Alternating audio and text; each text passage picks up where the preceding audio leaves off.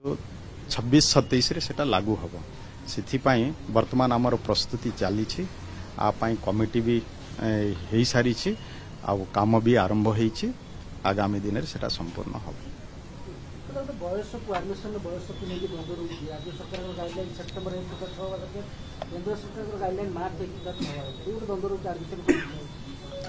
देखो निश्चय केंद्र सरकार जो अच्छी जे मार्च 31 पर्यंत 6 वर्ष एवं दरकार किंतु से जेहेतु अनेक पिला डिप्राइव हेबे तांकर एडमिशन रे सेथिपाई आमर राज्य सरकार तरफ ताकु कहल करा जायछि आमे सेप्टेम्बर 1 को नेउछे जहाँकि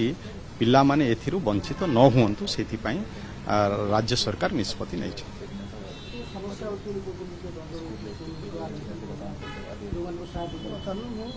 नहीं देखंतु आमे राज्य रु जहाँ करिछे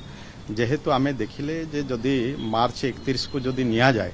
एथिरे अनेक पिला वंचित होइजिबे सेथिपाई सेप्टेम्बर 1 को आमे नेहिछु जहाँकि कौनसी पिला एथिरे वंचित जेमती हेबे नहीं जो माने डिप्राइव ही थांते से माने भी एथिरे सुयोग पाए। हमर ओडिसा रे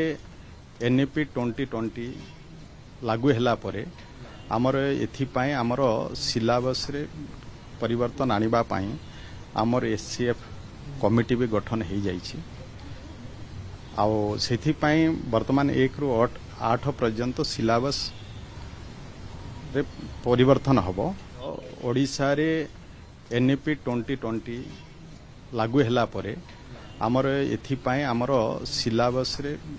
परिवर्तन आनिबा पाई हमर एससीएफ कमिटी भी गठन हो जाइछि आउ सेथिपाई वर्तमान 1 रु 8 पर्यंत सिलेबस रे परिवर्तन हबो एवं सेटा आसंता जो 26-27 रे सेटा लागू हम से बर्तमान आमर प्रस्तुति चली कमिटी भी हो सारी काम भी आरंभ हो आगामी दिन से संपूर्ण हम। बयस को एडमिशन बयस को नहीं बंद रही राज्य सरकार गाइडलाइन सेप्टेम्बर 1 को 6 बजे केंद्र सरकार गाइडलाइन मार्च 1 बंद रही एडमिशन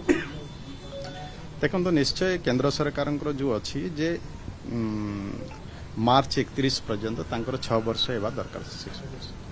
किंतु से जेहेतु अनेक पिला डिप्राइव हेबे तांकर एडमिशन रे सेथिपाई आमर राज्य सरकार तरफ ताकु कहल करा जायछि आमे सेप्टेम्बर 1 को नेउछे जहाँकि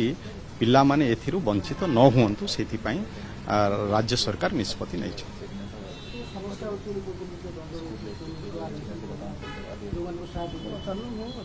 नहीं देखंतु आमे राज्य रु जहाँ करिछे